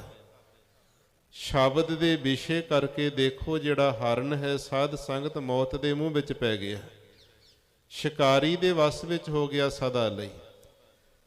ਤੇ ਦੂਸਰੇ ਪਾਸੇ ਜਿਹੜਾ ਸ਼ਬਦ ਤੋਂ ਅੱਗੇ ਸਪਰਸ਼ ਹੈ, ਸਪਰਸ਼ ਦਾ ਜਿਹੜਾ ਵਿਸ਼ਾ ਇਹ ਹਾਥੀ ਦੇ ਅੰਦਰ ਪ੍ਰਬਲ ਮੰਨਿਆ ਜਾਂਦਾ। ਕਾਲ ਬੋਤ ਕੀ ਹਸਤਣੀ ਸਮਝ ਮਨ ਬੌਰਾ ਰੇ। ਤੇ ਉਹ ਜਿਹੜਾ ਹੈ ਐਸੇ ਸਪਰਸ਼ ਦੇ ਵਿਸ਼ੇ ਨੂੰ ਸੁੱਖ ਨੂੰ ਮੁੱਖ ਰੱਖ ਕਰਕੇ, ਤੇ ਜਿਹੜਾ ਕੋਈ ਸਾਧ ਸੰਗਤ ਮਹਾਵਤ ਨੇ ਘਾਹ ਫੂਸ ਦੀ ਹੱਥਣੀ ਬਣਾਈ ਹੁੰਦੀ ਉਹਦੇ ਤੇ ਅਸਲੀ ਖੱਲ ਪਾ ਦਿੰਦੇ ਨੇ, ਹੇਠਾਂ ਟੋਆ ਪੁੱਟ ਦਿੰਦੇ। ਤੇ ਜਦੋਂ ਹਾਥੀ ਬਾਸ਼ਨਾ ਦੇ ਅਧੀਨ ਹੋ ਕੇ ਆਉਂਦਾ ਹੈ ਤੇ ਉਹ ਟੋਏ ਵਿੱਚ ਡਿੱਗ ਪੈਂਦਾ ਤੇ ਫਿਰ ਉਹਨੂੰ ਭੁੱਖਾ ਰੱਖਿਆ ਜਾਂਦਾ ਕਈ ਮਹੀਨਿਆਂ ਤੱਕ। ਜਦੋਂ ਸਰੀਰ ਬਿਲਕੁਲ ਕਮਜ਼ੋਰ ਲਿੱਸਾ ਹੋ ਜਾਂਦਾ, ਨਿਰਬਲ ਹੋ ਜਾਂਦਾ, ਫਿਰ ਉਹਨੂੰ ਵੱਸ ਵਿੱਚ ਕਰ ਲੈਂਦੇ, ਲੋਹੇ ਦੇ ਕੁੰਡੇ ਮਾਰ ਕੇ ਹਾਥੀ ਨੂੰ ਮਹਾਵਤ ਵੱਸ ਵਿੱਚ ਕਰ ਲੈਂਦਾ, ਅੱਗ ਦੇ ਵਿੱਚ ਧੱਸ ਜਾਂਦਾ। ਸਰੀਰ ਸਾਰਾ ਹੀ ਸਾਧ ਸੰਗਤ ਉਹਦਾ ਦਗਧ ਹੋ ਜਾਂਦਾ, ਸਵਾਹ ਬਣ ਜਾਂਦਾ, ਰਾਖ ਬਣ ਕਰਕੇ ਮਿੱਟੀ ਦੀ ਢੇਰੀ ਹੋ ਕੇ ਡਿੱਗ ਪੈਂਦਾ। ਇਹ ਜਿਹੜਾ ਐਸਾ ਰੂਪ ਦਾ ਵਿਸ਼ਾ ਹੈ, ਇਹਨੇ ਪਤੰਗੇ ਨੂੰ ਖਤਮ ਕਰ ਦਿੱਤਾ। ਸ਼ਬਦ ਸਪਰਸ ਰੂਪ ਤੇ ਰਸ। ਰਸ ਨਾਮ ਹੈ ਜਿਹੜੇ ਕੋਈ ਮਛਲੀ ਹੈ, ਜਦੋਂ ਕੋਈ ਪਕੜਨ ਵਾਲਾ ਉਸ ਨੂੰ ਕੁੰਡੀ ਦੇ ਵਿੱਚ ਮਾਸ ਦੀ ਬੋਟੀ ਲਾ ਦਿੰਦਾ, ਉਹ ਰਸ ਦੇ ਅਧੀਨ ਹੋ ਕਰਕੇ ਕੁੰਡੀ ਨੂੰ ਮੂੰਹ ਵਿੱਚ ਪਾ ਲੈਂਦੀ ਤੇ ਝਟਕਾ ਮਾਰਦਾ, ਜਵਾੜੇ ਵਿੱਚ ਕੁੰਡੀ ਫਸ ਜਾਂਦੀ ਤੇ ਨਾਲ ਹੀ ਕੁੰਡੀ ਦੇ ਲਮਕ ਕੇ ਬਾਹਰ ਆ ਜਾਂਦੀ। ਪਾਣੀ ਤੋਂ ਬਾਹਰ ਆ ਕੇ ਉਹਦਾ ਕੀ ਹਾਲ ਹੁੰਦਾ, ਤੜਫ ਤੜਫ ਕਰਕੇ ਮਰਦੀ ਹੈ। ਇਹ ਰਸ ਦੇ ਵਿਸ਼ੇ ਨੇ ਜਿਹੜੀ ਮਛਲੀ ਹੈ ਉਹਦਾ ਜੀਵਨ ਖਤਮ ਕਰ ਦਿੱਤਾ। ਅੱਗੇ ਸਾਧ ਸੰਗਤ ਜੀ, ਗੰਧ ਜਿਹੜੀ ਸੁਗੰਧੀ ਹੈ, ਸੁਗੰਧੀ ਦਾ ਵਿਸ਼ਾ ਇਹ ਭੌਰੇ ਦੇ ਅੰਦਰ ਹੈ। ਕਵਲ ਦੇ ਫੁੱਲਾਂ ਦੇ ਉੱਪਰ ਮਹਿਕਾਂ ਜਿਹੜੀਆਂ ਲੈਣ ਵਾਸਤੇ ਆਉਂਦਾ, ਗੂੰਜਾਂ ਪਾ ਕੇ ਆਉਂਦਾ ਹੈ, ਇੰਨਾ ਸੁਗੰਧੀ ਵਿੱਚ ਮਸਤ ਹੋ ਜਾਂਦਾ, ਉੱਡਣ ਦਾ ਚੇਤਾ ਹੀ ਨਹੀਂ ਰਹਿੰਦਾ। ਸ਼ਾਮਾਂ ਹੁੰਦੀਆਂ, ਕਵਲ ਦੀਆਂ ਪੰਖੜੀਆਂ ਸੂਰਜ ਢਲਣ ਦੇ ਨਾਲ ਬੰਦ ਹੋ ਜਾਂਦੀਆਂ, ਵਿੱਚ ਹੀ ਭੌਰਾ ਬੰਦ ਹੋ ਗਿਆ। ਅੰਮ੍ਰਿਤ ਵੇਲੇ ਜਿਹੜੇ ਬਾਗਾਂ ਦੇ ਮਾਲੀ ਆਉਂਦੇ ਨੇ, ਫੁੱਲਾਂ ਨੂੰ ਤੋੜ ਕੇ ਲੈ ਜਾਂਦੇ, ਸੜਦੇ ਬਲਦੇ ਹੋਏ ਤੇਲ ਦੇ ਕੜਾਹਿਆਂ ਵਿੱਚ ਫੁੱਲ ਸੁੱਟ ਦਿੱਤੇ ਜਾਂਦੇ, ਅਰਕ ਕੱਢਦੇ ਨੇ, ਵਿੱਚ ਹੀ ਉਹ ਸਾਧ ਸੰਗਤ ਭੌਰੇ ਦਾ ਅਰਕ ਨਿਕਲ ਜਾਂਦਾ। ਇਹ ਜਿਹੜੇ 5 ਵਿਸ਼ੇ ਨੇ, ਇਹਨਾਂ ਵਿੱਚ ਬਹੁਤ ਬਲ ਹੈ ਤੇ ਇੱਕ ਇੱਕ ਜੀਵ ਦੇ ਅੰਦਰ ਵਿਸ਼ਾ ਆ ਗਿਆ ਤੇ ਜ਼ਿੰਦਗੀ ਤਬਾਹ ਹੋ ਗਈ। ਇਸ ਮਨੁੱਖ ਦੇ ਉੱਪਰ ਤਾਂ 5 ਹੀ ਵਿਸ਼ਿਆਂ ਦਾ ਪ੍ਰਭਾਵ ਹੈ। ਕਦੇ ਸ਼ਬਦ ਦੇ ਅਧੀਨ ਮਨ ਹੋ ਜਾਂਦਾ, ਕਦੇ ਸਪਰਸ਼ ਦੇ ਅਧੀਨ ਹੁੰਦਾ, ਕਦੇ ਸਾਧ ਸੰਗਤ ਜੀ ਸ਼ਬਦ ਸਪਰਸ਼ ਰੂਪ ਦੇ, ਕਦੇ ਰਸ, ਕਦੇ ਸੁਗੰਧ ਗੰਧੀਆਂ ਦੇ ਅਧੀਨ ਹੋ ਜਾਂਦਾ। ਇਸ ਕਰਕੇ ਇਹ ਜਿਹੜਾ ਐਸਾ ਵਿਸ਼ੇ ਨੇ 5, ਇਹ ਵਿਖ ਨਾਮ ਜ਼ਹਿਰ ਦੀ ਨਿਆਈ ਜੀਵ ਦਾ ਜੀਵਨ ਤਬਾਹ ਕਰਨ ਵਾਲੇ ਨੇ। ਗੁਰੂ ਰਾਮਦਾਸ ਮਹਾਰਾਜ ਪਿਤਾ ਜੀ ਬਖਸ਼ਿਸ਼ ਕਰਦੇ ਹਨ ਕਿ ਹੇ ਅਕਾਲ ਪੁਰਖ ਪਰਮਾਤਮਾ ਵਾਹਿਗੁਰੂ ਜੀ, ਅਸੀਂ ਅੰਧਲੇ ਅੰਨੇ ਹਾਂ ਤੇ ਅੰਧ ਵਿਖੇ ਬਿਖਰਾਤੇ। ਅੰਨੇ ਕਰਨ ਵਾਲੇ ਵਿਖੇ ਜਿਹੜੇ 5 ਵਿਸ਼ੇ ਨੇ, ਇਹਨਾਂ ਦੀ ਵਿਖ ਜ਼ਹਿਰ ਦੇ ਅੰਦਰ ਰਾਤੇ ਅਸੀਂ ਤਦਾਕਾਰ ਹੋਏ ਪਏ ਹਾਂ। ਜ਼ਹਿਰ ਚੜ੍ਹ ਚੁੱਕੀ ਹੈ ਸਾਨੂੰ ਵਿਸ਼ਿਆਂ ਦੀ ਜੀਵਨ ਦੇ ਵਿੱਚ। ਕਿਉਂ ਚੱਲ ਹੈ ਗੁਰ ਚਾਲੀ, ਜਿਹੜੀ ਗੁਰੂ ਨੇ ਚਾਲੀ ਦੱਸੀ ਹੈ, ਗੁਰੂ ਨੇ ਰੀਤ ਦੱਸੀ, ਗੁਰੂ ਨੇ ਮਰਜ਼ਾਦਾ ਦੱਸੀ ਹੈ, ਉਹਦੇ ਉੱਤੇ ਕਿਉਂ ਕਿਵੇਂ ਅਸੀਂ ਚੱਲ ਸਕਦੇ ਹਾਂ। ਮਹਾਰਾਜ ਚੱਲਿਆ ਨਹੀਂ ਜਾਂਦਾ ਹੈ। ਇਹ ਬੇਨਤੀ ਦੇ ਸ਼ਬਦ ਨੇ, ਸਾਨੂੰ ਸਿੱਖਿਆ ਦਿੰਦੇ ਪਏ ਸਤਿਗੁਰੂ ਜੀ। ਬੇਨਤੀ ਕਰੀਏ ਮਹਾਰਾਜ, ਆਪ ਜੀ ਦੀ ਚਾਲੀ ਜਿਹੜੀ ਮਰਜ਼ਾਦਾ ਹੈ, ਉਹਦੇ ਉੱਤੇ ਕਿਵੇਂ ਚੱਲਣਾ ਕਰੀਏ, ਚੱਲਿਆ ਨਹੀਂ ਜਾਂਦਾ। ਸਤਿਗੁਰ ਦਇਆ ਕਰੇ ਸੁਖ ਦਾਤਾ, ਹਮ ਲਾਵੇ ਆਪਨ ਪਾਲੀ। ਜਿਹੜੇ ਸੁੱਖਾਂ ਦੇ ਦਾਤੇ ਮੇਰੇ ਸਤਿਗੁਰੂ ਜੀ ਹਨ। ਸਤਿਗੁਰੂ ਦਾ ਅਰਥ ਹੁੰਦਾ, ਸਤ ਦਾ ਅਰਥ ਨਾਸ ਤੋਂ ਰਹਿਤ, ਤ੍ਰਈ ਕਾਲ ਅਵਾਦ। ਤਿੰਨਾਂ ਸਮਿਆਂ ਵਿੱਚ ਹੀ ਜਿਹਦਾ ਕਦੇ ਸਮਾਪਤੀ ਅਭਾਵ ਨਾ ਕਦੇ ਹੋਣਾ ਕਰੇ, ਉਹਨੂੰ ਸਤ ਕਹਿੰਦੇ ਨੇ। ਤੇ ਗੁਰ ਜਿਹੜਾ ਚੇਤਨ ਸਰੂਪ ਹੋਵੇ, ਜੜਤਾ ਵਾਲਿਆਂ ਦੇ ਉੱਤੇ ਵੀ ਕਿਰਪਾ ਦਾ ਹੱਥ ਰੱਖ ਕੇ ਉਹਨਾਂ ਨੂੰ ਵੀ ਚੇਤਨ ਕਰ ਦੇਵੇ। ਗੁਰੂ ਸਾਹਿਬ ਚਾਹਣ ਤੇ ਦਰਖਤਾਂ ਨੂੰ ਵੀ ਤੋੜ ਸਕਦੇ ਨੇ। ਸਤਿਗੁਰੂ ਚਾਹਣ ਤੇ ਸਾਧ ਸੰਗਤ ਪੱਥਰਾਂ ਦੇ ਵਿੱਚੋਂ ਵੀ ਆਵਾਜ਼ਾਂ ਬੁਲਾ ਕਰਕੇ ਗੱਲਾਂ ਕਰਵਾ ਸਕਦੇ। ਕਰਾਇਆ ਗੁਰੂ ਨਾਨਕ ਸਾਹਿਬ ਜੀ ਨੇ। ਸ਼ੇਰਾਂ ਦੇ ਨਾਲ ਵਿਚਾਰਾਂ ਹੋਈਆਂ, ਭਾਈ ਦਇਆ ਸਿੰਘ ਜੀ ਨੇ ਕੁੱਤੇ ਦੇ ਨਾਲ ਵਿਚਾਰਾਂ ਔਰੰਗਜ਼ੇਬ ਦੀਆਂ ਕਰਵਾ ਦਿੱਤੀਆਂ। ਇਹ ਗੁਰੂ ਦੇ ਅੰਦਰ ਤੇ ਜਿਹਦੇ ਉੱਤੇ ਗੁਰੂ ਕਿਰਪਾ ਦਾ ਹੱਥ ਰੱਖ ਦੇਵੇ। ਰਾਮ ਰਾਏ ਨੇ ਕੀ ਕੁਝ ਨਹੀਂ ਕਰਕੇ ਵਿਖਾਇਆ, ਕਿੰਨੀਆਂ ਕਰਾਮਾਤਾਂ ਸ਼ਕਤੀਆਂ ਵਿਖਾ ਦਿੱਤੀਆਂ। ਸਤਿਗੁਰ ਦਇਆ ਕਰੇ ਸੁਖ ਦਾਤਾ। ਮੇਰੇ ਸਤਿਗੁਰੂ ਗੁਰੂ ਨਾਨਕ ਸਾਹਿਬ, ਗੁਰੂ ਅੰਗਦ ਦੇਵ ਸਾਹਿਬ, ਗੁਰੂ ਅਮਰਦਾਸ ਮਹਾਰਾਜ ਜੀ, ਧੰਨ ਸ਼੍ਰੀ ਗੁਰੂ ਗ੍ਰੰਥ ਸਾਹਿਬ ਮਹਾਰਾਜ ਸਾਹਿਬ ਜੀ, ਜਦੋਂ ਸੁੱਖਾਂ ਦੇ ਦਾਤੇ ਜੀਵ ਦੇ ਉੱਤੇ ਦਇਆ ਤਰਸ ਕਰਦੇ ਨੇ, ਫਿਰ ਕੀ ਨਿਸ਼ਾਨੀ ਹੁੰਦੀ ਹੈ? ਹਮ ਲਾਵੇ ਆਪਨ ਪਾਲੀ। ਹਮ ਦਾ ਅਰਥ ਸਾਨੂੰ ਤਮਾਮ ਸਾਰੇ ਜੀਵਾਂ ਨੂੰ ਆਪਣੇ ਪਾਲੀ ਪੱਲੇ ਨਾਲ ਸਤਿਗੁਰੂ ਲਾ ਲੈਂਦੇ ਨੇ। ਪੱਲੇ ਵੀ ਗੁਰੂ ਸਾਹਿਬ ਦੇ ਬੇਅੰਤ ਨੇ। ਕਿਸੇ ਨੂੰ ਭਗਤੀ ਦਾ ਪੱਲਾ ਪਕੜਾ ਦਿੱਤਾ, ਉਹ ਭਗਤੀ ਹੀ ਕਰੀ ਜਾਂਦੇ ਪੱਲਾ ਫੜ ਕੇ। ਕਿਸੇ ਨੂੰ ਸੇਵਾ ਦਾ ਪੱਲਾ ਦੇ ਦਿੱਤਾ, ਉਹਨਾਂ ਦੀ ਜ਼ਿੰਦਗੀ ਵਿੱਚ ਸੇਵਾ ਹੀ ਪਰਮਾਤਮਾ ਨੇ ਲਿਖ ਦਿੱਤੀ। ਕਿਸੇ ਨੂੰ ਸਿਮਰਨ ਦਾ ਪੱਲਾ ਦੇ ਦਿੱਤਾ, ਕਿਸੇ ਨੂੰ ਸਾਧ ਸੰਗਤ ਦਾ ਪੱਲਾ ਦੇ ਦਿੱਤਾ। ਉਹ ਸੰਗਤ ਤੋਂ ਬਿਨਾਂ ਰਹਿ ਹੀ ਨਹੀਂ ਸਕਦੇ ਹਨ। ਐਸਾ ਸ਼ਰਨ ਦਾ ਪੱਲਾ ਹੈ ਗੁਰੂ ਦਾ। ਜਦੋਂ ਸਤਿਗੁਰੂ ਦਇਆ ਦੇ ਘਰ ਵਿੱਚ ਆ ਕੇ ਜੀਵ ਤੇ ਤਰਸ ਕਰਦੇ ਨੇ ਸੁੱਖਾਂ ਦੇ ਦਾਤੇ, ਫਿਰ ਸਾਰੇ ਜੀਵਾਂ ਨੂੰ ਆਪਣੇ ਸ਼ਰਨ ਰੂਪ ਪੱਲੇ ਨਾਲ, ਭਗਤੀ ਦੇ ਪੱਲੇ ਦੇ ਨਾਲ ਲਾ ਲੈਂਦੇ ਹਨ। ਗੁਰ ਸਿੱਖ ਮੀਤ ਚਲੋ ਗੁਰ ਚਾਲੀ। ਬੜੇ ਪਿਆਰ ਨਾਲ ਸਤਿਗੁਰੂ ਪਾਤਸ਼ਾਹ ਜੀ ਸਾਨੂੰ ਸਮਝਾਉਂਦੇ ਨੇ, ਗੁਰ ਸਿੱਖ ਮੀਤ, ਐ ਗੁਰੂ ਦੀ ਸਿੱਖਿਆ ਤੇ ਚੱਲਣ ਵਾਲੇ ਮੇਰੇ ਗੁਰਸਿੱਖ ਮੀਤ ਮਿੱਤਰਾ, ਚੱਲੋ ਗੁਰ ਚਾਲੀ। ਗੁਰੂ ਦੀ ਚਾਲੀ ਮਰਜ਼ਾਦਾ ਜਿਹੜੀ ਦੱਸੀ ਉਹਦੇ ਤੇ ਚੱਲਣਾ ਕਰੋ। ਇੰਨਾ ਪਿਆਰ ਕਿਸੇ ਧਰਮ ਦੇ ਅੰਦਰ ਕਿਸੇ ਪੈਰੋਕਾਰ ਆਗੂ ਨੇ ਨਹੀਂ ਦਿੱਤਾ ਜਿੰਨਾ ਪਿਆਰ ਗੁਰੂ ਨਾਨਕ ਸਾਹਿਬ, ਗੁਰੂ ਗ੍ਰੰਥ ਸਾਹਿਬ ਮਹਾਰਾਜ ਸਾਹਿਬ ਜੀ ਦੇ ਦਰ ਚੋਂ ਸਾਨੂੰ ਮਿਲਦਾ ਹੈ। ਕਿਸੇ ਪੀਰ ਪੈਗੰਬਰ ਔਲੀਏ ਨੇ ਆਪਣੀਆਂ ਸੇਵਕਾਂ ਨੂੰ ਮੀਤ ਮਿੱਤਰ ਸ਼ਬਦ ਨਹੀਂ ਵਰਤਿਆ। ਉਹ ਇਹ ਕਿਸੇ ਨੇ ਤਾਂ ਇੱਥੋਂ ਤੱਕ ਕਹਿ ਦਿੱਤਾ ਕਿ ਮੈਂ ਤੁਹਾਡਾ ਆਜੜੀ ਹਾਂ ਤੇ ਤੁਸੀਂ ਮੇਰੀਆਂ ਭੇਡਾਂ ਬੱਕਰੀਆਂ ਹੋ, ਜਿਵੇਂ ਮੈਂ ਚਲਾਵਾਂਗਾ ਉਸੇ ਤਰ੍ਹਾਂ ਤੁਹਾਨੂੰ ਚੱਲਣਾ ਪਵੇਗਾ। ਕਿਸੇ ਨੇ ਕੁਝ ਕਿਹਾ, ਕਿਸੇ ਨੇ ਕੁਝ ਕਿਹਾ। ਇਹ ਤੇ ਸਤਿਗੁਰੂ ਪਾਤਸ਼ਾਹ ਦੇ ਦਰ ਚੋਂ ਨਿਮਰਤਾ ਮਿਲਦੀ ਹੈ। ਸਤਿਗੁਰੂ ਪਾਤਸ਼ਾਹ ਮਹਾਰਾਜ ਕਹਿੰਦੇ, ਗੁਰ ਸਿੱਖ ਮੀਤ, ਗੁਰੂ ਦੀ ਸਿੱਖਿਆ ਤੇ ਚੱਲਣ ਵਾਲੇ ਗੁਰਸਿੱਖਾ, ਤੂੰ ਮੇਰਾ ਮੀਤ ਮਿੱਤਰ ਹੈ। ਸੱਚਮੁੱਚ ਹੀ ਸਾਰੇ ਅਸੀਂ ਮਿੱਤਰ ਹਾਂ, ਕਿਉਂਕਿ ਸਾਰਿਆਂ ਦੇ ਅੰਦਰ ਜੋਤ ਤਾਂ ਇੱਕ ਪਰਮਾਤਮਾ ਦੀ ਹੈ। ਅਮੀਰੀ ਗਰੀਬੀ ਕੋਈ ਵੱਡਾ ਛੋਟਾ ਇਹ ਕਰਮਾਂ ਕਰਕੇ ਨੇ, ਤੇ ਜੋਤ ਇੱਕ ਪਰਮਾਤਮਾ ਦੀ ਹੋਣ ਕਰਕੇ ਸਮੁੱਚੀ ਕਾਇਨਾਤ ਹੀ ਸਾਡੀ ਮਿੱਤਰਤਾ ਵਾਲੀ ਹੈ। ਇਹ ਸਤਿਗੁਰੂ ਪਾਤਸ਼ਾਹ ਮਹਾਰਾਜ ਜੀ ਨੇ ਸਿੱਖਿਆ ਦਿੱਤੀ ਕਿ ਗੁਰੂ ਦੀ ਜਿਹੜੀ ਚਾਲੀ ਮਰਜ਼ਾਦਾ ਹੈ ਉਹਦੇ ਉੱਤੇ ਗੁਰਸਿੱਖ ਮਿੱਤਰਾ ਚੱਲੋ ਤੂੰ ਚੱਲਣਾ ਕਰ। ਜੋ ਗੁਰ ਕਹੈ ਸੋਈ ਭਲ ਮਾਨੋ, ਹਰ ਹਰ ਕਥਾ ਨਿਰਾਲੀ। ਜਿਹੜੇ ਬਚਨ ਤੈਨੂੰ ਸਤਿਗੁਰੂ ਪਾਤਸ਼ਾਹ ਕਹਿੰਦੇ ਨੇ ਤੇ ਉਹਨਾਂ ਨੂੰ ਭਲ ਚੰਗੇ ਕਰਕੇ, ਸਤ ਵਚਨ ਕਰਕੇ ਮਾਨੋ, ਮੰਨਿਆ ਕਰ।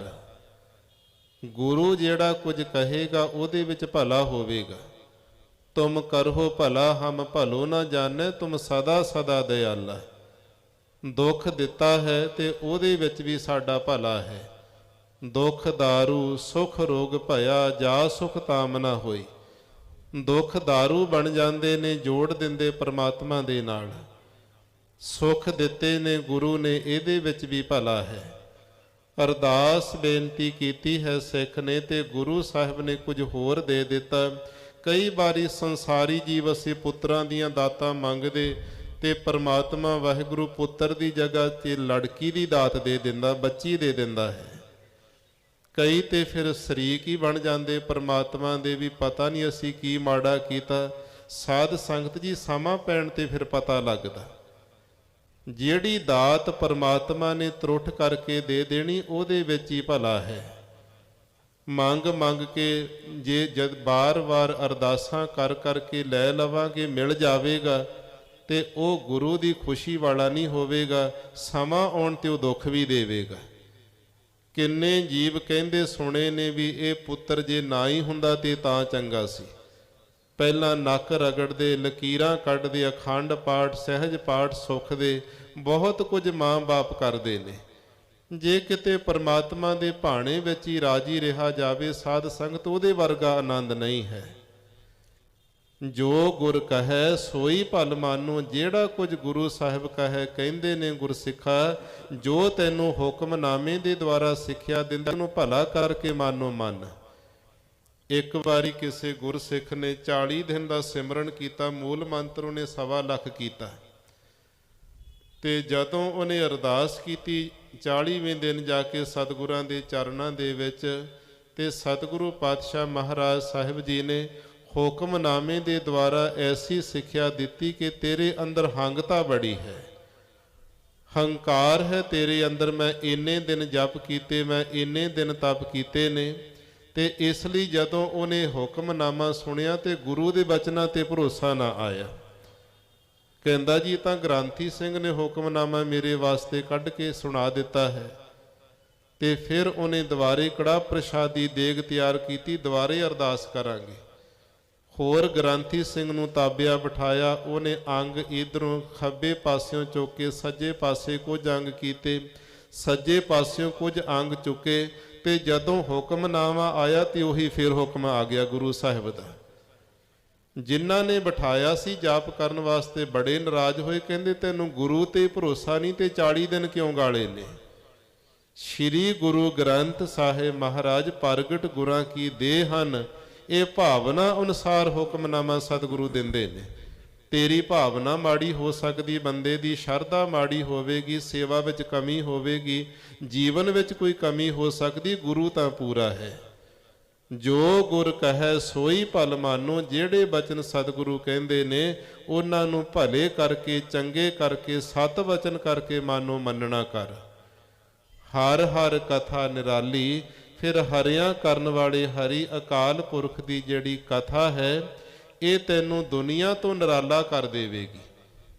ਕੋਈ ਕਹੇਗਾ ਵੀ ਕਥਾ ਕਿਵੇਂ ਨਿਰਾਲੀ ਕਰ ਦੇਵੇਗੀ? ਨਿਰਾਲਾ ਜੀਵਨ ਬਣ ਜਾਂਦਾ ਕਥਾ ਸੁਣਨ ਵਾਲੇ ਦਾ। ਉਹਦਾ ਖਾਣਾ ਵੀ ਆਮ ਲੋਕਾਂ ਨਾਲ ਨਹੀਂ ਮਿਲੇਗਾ, ਉਹਦਾ ਨਿਰਾਲਾ ਹੀ ਖਾਣਾ ਭੋਜਨ ਸਤੋ ਗੁਣੀ ਹੋਵੇਗਾ। ਉਹਦਾ ਬੈਠਣਾ ਵੀ ਦੁਨੀਆ ਤੋਂ ਨਿਰਾਲਾ ਹੋਵੇਗਾ, ਸੰਗਤ ਵਿੱਚ ਹੀ ਸੁਭਾਏਮਾਨ ਉਹ ਹੋਵੇਗਾ। ਉਹਦਾ ਚੱਲਣਾ ਵੀ ਦੁਨੀਆ ਤੋਂ ਨਿਰਾਲਾ ਹੋਵੇਗਾ, ਸੰਗਤ ਵੱਲ ਚੱਲੇਗਾ। ਉਹਦਾ ਸਾਧ ਸੰਗਤ 'ਚ ਤੁਰਨਾ ਫਿਰਨਾ ਦੁਨੀਆ ਤੋਂ ਨਿਰਾਲਾ ਹੋ ਜਾਣਾ। ਸਾਰਾ ਕੁਝ ਹੀ ਸਾਡਾ ਗੁਰਸਿੱਖਾਂ ਦਾ ਦੁਨੀਆ ਤੋਂ ਨਿਰਾਲਾ ਦਿੱਤਾ ਸਤਿਗੁਰੂ ਜੀ ਨੇ। ਬਾਕੀ ਜਿਹੜੀ ਹਰਿਆਂ ਕਰਨ ਵਾਲੇ ਹਰੀ ਪਰਮਾਤਮਾ ਦੀ ਕਥਾ ਹੈ, ਕਥਾ ਦੇ ਅੰਦਰ 6 ਚੀਜ਼ਾਂ ਹੁੰਦੀਆਂ ਨੇ। ਪੁਸਤਕਾਂ ਪੜ੍ਹ ਕਰਕੇ ਪ੍ਰਚਾਰ ਕਰ ਲੈਣਾ ਇਹ ਪ੍ਰਚਾਰਕ ਦਾ ਕੰਮ ਹੈ। ਪ੍ਰਚਾਰਕ ਵੀਰ ਪਾਸੋਂ ਕਦੇ ਕਥਾ ਨਹੀਂ ਖੁੱਲ੍ਹ ਕੇ ਹੋਵੇਗੀ, ਤੇ ਕਥਾ ਕਰਨ ਵਾਲੇ ਪਾਸੋਂ ਉਹ ਪ੍ਰਚਾਰਕ ਦੀ ਜਿਹੜੀ ਬਰਾਬਰਤਾ ਨਹੀਂ ਹੋ ਸਕਦੀ ਹੈ। ਵੱਖੋ ਵੱਖਰੇ ਦਰਜੇ ਨੇ। ਕਥਾ ਵਿੱਚ 6 ਚੀਜ਼ਾਂ ਆ ਜਾਂਦੀਆਂ। ਸਭ ਤੋਂ ਪਹਿਲਾਂ ਹੁੰਦੀ ਅੱਖਰਾਂ ਦੀ ਵਿਤਪਤੀ, ਕਿ ਇਹ ਅੱਖਰ ਕਿੱਥੋਂ ਪੈਦਾ ਹੋਇਆ, ਕਿਹੜੀ ਭਾਸ਼ਾ ਦਾ ਅੱਖਰ ਹੈ, ਤੇ ਇਸ ਲਈ ਫਿਰ ਅੱਖਰਾਂ ਦੀ ਵਿਤਪਤੀ, ਤੇ ਫਿਰ ਅੱਖਰੀ ਅਰਥ ਕਰਨੇ ਗੁਰਬਾਣੀ ਦੇ। ਹਰ ਸ਼ਬਦ 3 ਵਾਰੀ ਆ ਗਿਆ। ਇੱਕ ਹਰ ਮਨ ਕਰਕੇ ਲਾਉਣਾ, ਇੱਕ ਹਰ ਬਾਣੀ ਦੇ ਨਾਲ ਲਾ ਦੇਣਾ, ਇੱਕ ਹਰ ਜਿਹੜਾ ਸਰੀਰ ਨਾਲ ਲਾਉਣਾ। ਤਿੰਨੇ ਹਰ ਦੇ ਅਰਥ ਵੱਖੋ ਵੱਖਰੇ ਕਰਨੇ, ਇਹਨੂੰ ਅੱਖਰੀ ਅਰਥ ਕਹਿੰਦੇ ਨੇ। ਇਸੇ ਪ੍ਰਕਾਰ ਫਿਰ ਜਿਹੜੇ ਪਦ ਛੇਦ ਕਰਨੇ, ਜਿਵੇਂ ਨਾਰਾਇਣ ਸ਼ਬਦ ਹੈ, ਨਾ ਅਰ ਐਣ ਸਮਝਾਉਣ ਵਾਸਤੇ ਅੱਖਰ ਤੋੜ ਤੋੜ ਕੇ ਉਹਦੇ ਅਰਥ ਕਰਕੇ ਸਮਝਾਉਣਾ। ਸੰਧੀਆਂ ਕੱਢ ਕਰਕੇ ਸੰਸਕ੍ਰਿਤ ਦੇ ਵਿਦਵਾਨ ਇਸ ਤਰ੍ਹਾਂ ਉਹਦਾ ਅਰਥ ਕਰਦੇ ਨੇ। ਇਸ ਤੋਂ ਅੱਗੇ ਫਿਰ ਸਾਧ ਸੰਗਤ ਜੀ ਜਿਹੜੇ ਪਦ ਅਰਥ ਹੋਇਆ ਕਰਦੇ ਨੇ, ਤੇ ਬਾਕੀ ਫਿਰ ਕੋਲੋਂ ਸਵਾਲ ਆਪਣੇ ਪੰਕਤੀ ਵਿੱਚੋਂ ਸਵਾਲ ਚੁੱਕ ਕੇ ਉਸੇ ਪੰਕਤੀ ਵਿੱਚੋਂ ਢੁਕਵਾਂ ਜਵਾਬ ਦੇਣਾ। ਇਹ 6 ਚੀਜ਼ਾਂ ਹੁੰਦੀਆਂ। ਜਿੱਥੇ 6 ਚੀਜ਼ਾਂ ਦਿਸਦੀਆਂ ਉਹ ਕਥਾ ਹੈ, ਤੇ ਜਿੱਥੇ 6 ਚੀਜ਼ਾਂ ਨਹੀਂ ਨਜ਼ਰ ਆਉਂਦੀਆਂ ਉਹ ਕੱਲਾ ਪ੍ਰਚਾਰ ਹੈ। ਇੱਥੇ ਕਥਾ ਦੀ ਗੱਲ ਕੀਤੀ ਹੈ ਗੁਰੂ ਰਾਮਦਾਸ ਮਹਾਰਾਜ ਜੀ ਨੇ। ਸਤਿਗੁਰੂ ਕਹਿੰਦੇ ਹਰ ਹਰ ਕਥਾ ਨਿਰਾਲੀ। ਹਰਿਆਂ ਕਰਨ ਵਾਲੇ ਹਰੀ ਅਕਾਲ ਪੁਰਖ ਪਰਮਾਤਮਾ ਦੀ ਜਿਹੜੀ ਕਥਾ ਹੈ ਇਹ ਤੇਰਾ ਜੀਵਨ ਦੁਨੀਆ ਤੋਂ ਨਿਰਾਲਾ ਅਸੰਗ ਕਰ ਦੇਵੇਗੀ, ਉੱਚਾ ਸੁੱਚਾ ਜੀਵਨ ਬਣਾ ਦੇਵੇਗੀ। ਬਾਕੀ ਕਥਾ ਹੁੰਦੀ ਜਿਹੜੀ ਕਦੇ ਸਮਾਪਤ ਹੀ ਨਾ ਹੋਵੇ। ਇਹ ਨਹੀਂ ਵੀ ਕਿਸੇ ਟੀਕਾਕਾਰ ਨੇ ਇੱਕ ਅਰਥ ਕਰ ਦਿੱਤਾ ਸਾਰੀ ਦੁਨੀਆ ਮੰਨਣ ਲੱਗ ਜਾਵੇ ਜੀ ਇੱਕੋ ਹੀ ਅਰਥ ਹੈ ਗੁਰਬਾਣੀ ਦਾ। ਗੁਰਬਾਣੀ ਅਗਾਧ ਬੋਧ ਹੈ। ਇੱਕ ਬੰਦੇ ਦਾ ਦਿਮਾਗ ਹੈ, ਟੀਕੇ ਵਿੱਚ ਹੋਰ ਕੀ ਹੈ। ਇਹ ਗੁਰਬਾਣੀ ਤਾਂ ਸਾਧ ਸੰਗਤ ਗੁਰਬਾਣੀ ਦੇ ਅਨੁਭਵੀ ਅਰਥ ਉੱਥੋਂ ਸ਼ੁਰੂ ਹੁੰਦੇ ਜਿੱਥੇ ਬੰਦੇ ਦਾ ਦਿਮਾਗ ਕੰਮ ਕਰਨੋਂ ਹਟ ਜਾਵੇ, ਹੱਥ ਖੜੇ ਹੋ ਜਾਣ। ਕਿਸੇ ਮਹਾਤਮਾ ਨੇ 60 ਕਥਾ ਗੁਰਬਾਣੀ ਦੀਆਂ ਜ਼ਿੰਦਗੀ ਵਿੱਚ ਕਰ ਦਿੱਤੀਆਂ। ਕਿਸੇ ਨੇ 28 ਕਥਾ ਗੁਰੂ ਗ੍ਰੰਥ ਸਾਹਿਬ ਦੀਆਂ ਕੀਤੀਆਂ। ਕਿਸੇ ਨੇ 23 ਕਥਾ ਕਰ ਦਿੱਤੀਆਂ ਗੁਰੂ ਗ੍ਰੰਥ ਸਾਹਿਬ ਜੀ ਦੀਆਂ। ਅਰਥਾਂ ਦਾ ਕਦੇ ਅੰਤ ਨਹੀਂ ਆਉਂਦਾ ਹੈ। ਜਿੰਨੀ ਕਮਾਈ ਹੋਵੇਗੀ ਕਥਾਵਾਚਕ ਗੁਰੂ ਦੇ ਪਿਆਰੇ ਦੀ, ਉਹਨਾਂ ਕੋ ਅਨੁਭਵ ਸਤਿਗੁਰੂ ਖੋਲੀ ਜਾਂਦੇ ਨੇ। ਇਹ ਜਿਹੜੀ ਕਥਾ ਹੈ ਐਸੀ ਪਰਮਾਤਮਾ ਦੇ ਵਿੱਚ ਲੀਨ ਕਰਨ ਵਾਲੀ। ਗੁਰਸਿੱਖ ਦਾ ਜੀਵਨ ਵੀ ਦੁਨੀਆ ਤੋਂ ਨਿਰਾਲਾ ਅਸੰਗ ਹੀ ਬਣਾ ਦਿੰਦੀ ਹੈ। ਰਹਾਉ। ਵਿਸਰਾਮ ਦੇ ਕੇ ਅਸਥਾਈ ਦੇ ਕੇ ਸਤਿਗੁਰੂ ਉਚਾਰਨ ਕਰਦੇ ਹਨ।